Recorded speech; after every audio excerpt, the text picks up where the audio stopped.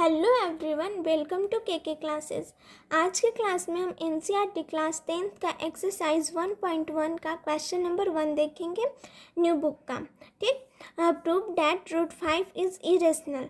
हमें प्रूफ करना है कि रूट 5 जो है वो इरेशनल है।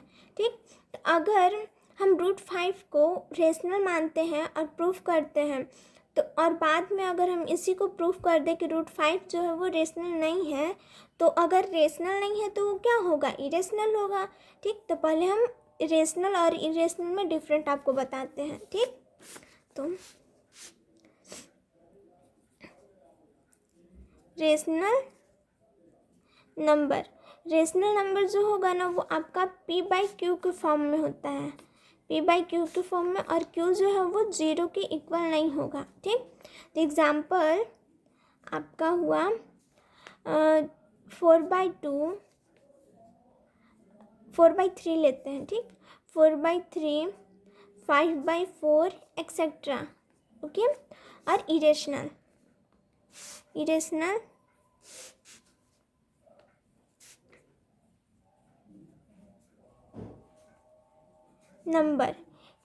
नंबर जो होगा वो p/q के फॉर्म में नहीं होता है। ठीक, और इसका एग्जाम्पल होगा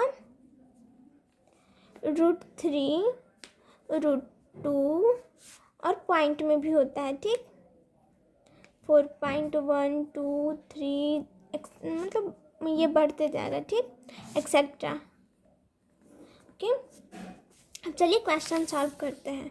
तो हम रूट 5 को ना रेशनल मानते हैं, तो let root 5 is rational. Okay, अब देखिए, अब रेशनल है तो हम बताए थे आपको कि रेशनल नंबर p/q के फॉर्म में होता है। तो रेशनल नंबर p/q के फॉर्म में होता है तो हम लिखते हैं, इसलिए √5 इक्वल टू p/q। ओके, अब यहाँ पे देखिए,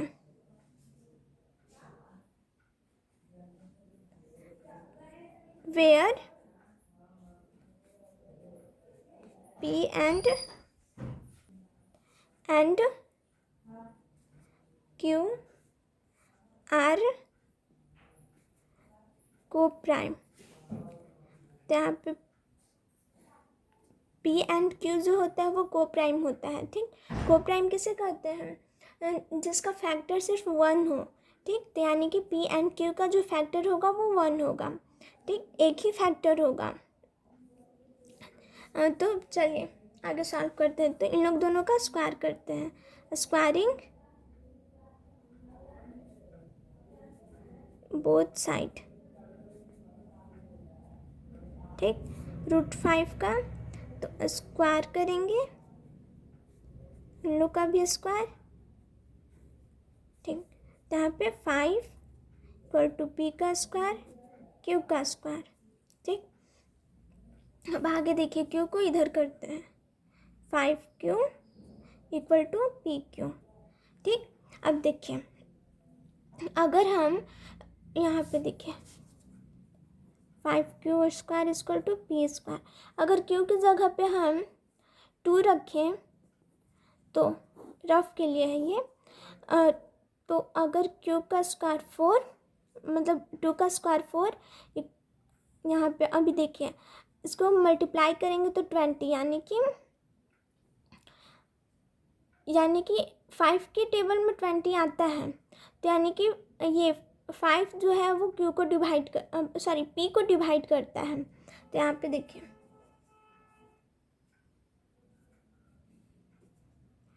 p square is divisible by 5, यानी कि 5 जो है वो p स्क्वायर को डिवाइड करता है। जैसे यहाँ पे अगर हम 5 में किसी से गुना करते हैं तो यहाँ पे तो जैसे 5 में 4 से मल्टीप्लाई किया तो 20 आया, और 5 के टेबल में 20 आता है, तो यानी कि 5 इज p को डिवाइड करता है। और एक थ्योरम होता है, p जो है वो क्या है, हमारे इंटीजर है।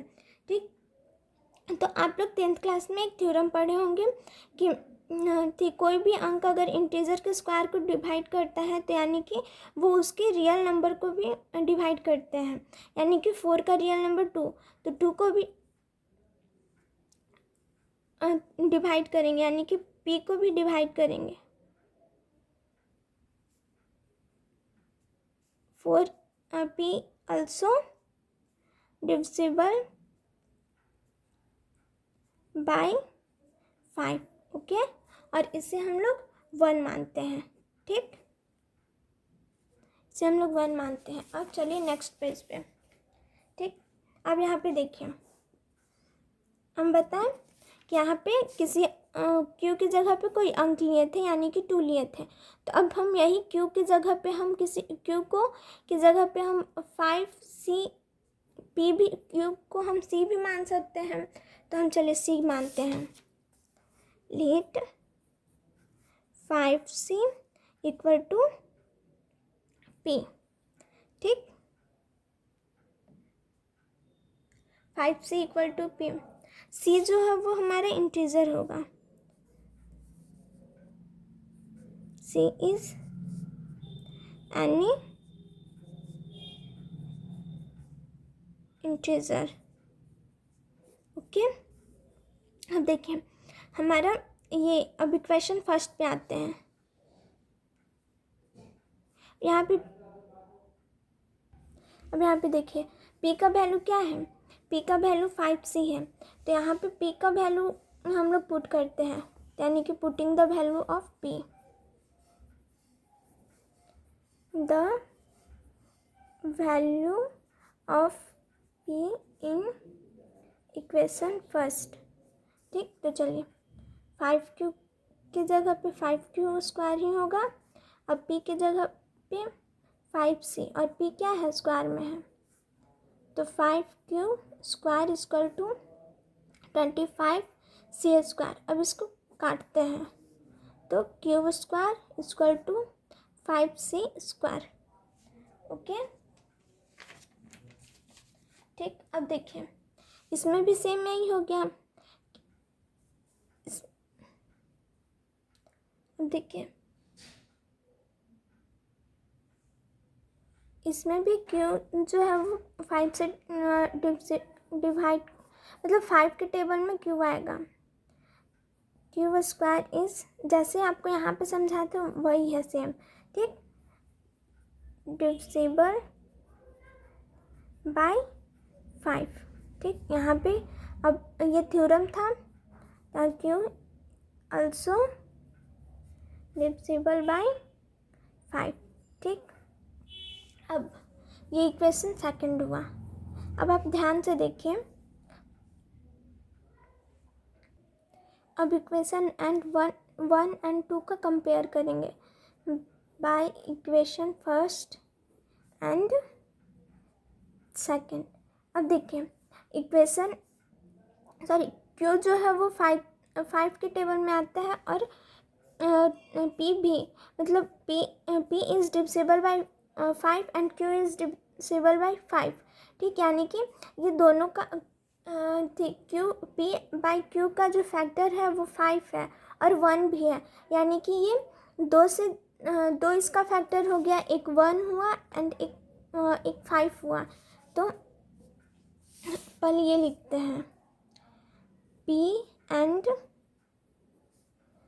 q having common factor 5, p and q का कॉमन फैक्टर हुआ 5, p में भी 5 है और q में भी 5 है, ठीक। दोनों का सेम है, 5 कॉमन फैक्टर हो गया। लेकिन यहाँ पे तो हम लोग p एंड q को को प्राइम माने थे, यानी कि को प्राइम किसे करते हैं, जिसका सिर्फ एक फैक्टर हो, बट यहाँ पे तो 2 फैक्टर आ रहे हैं, 1 एंड 5 आ रहे हैं ना। 5 इन लोग दोनों को कॉमन है और 1 भी तो कॉमन हो जाएगा, तो यानी कि ये रेशनल नंबर नहीं है, क्योंकि 2 फैक्टर आ रहे हैं इसका, ठीक। तो इसलिए अब हम लोग लिखेंगे this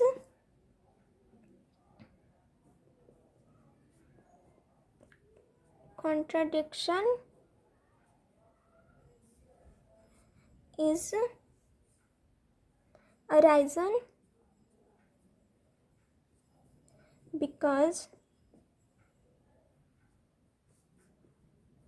of our incorrect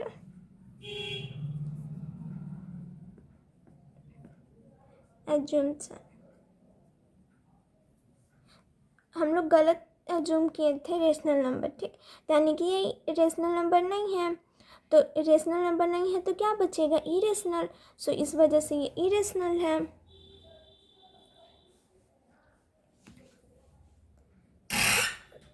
so we can say that root 5 is irrational, ठीक, प्रूव। अगर ये क्वेश्चन आपको समझ में आया है तो आप इस वीडियो को लाइक करें, सब्सक्राइब करें और बेल आइकन को प्रेस करें ताकि हमारे वीडियो का नोटिफिकेशन आपको मिलते रहे। Thank you so much watching for this video.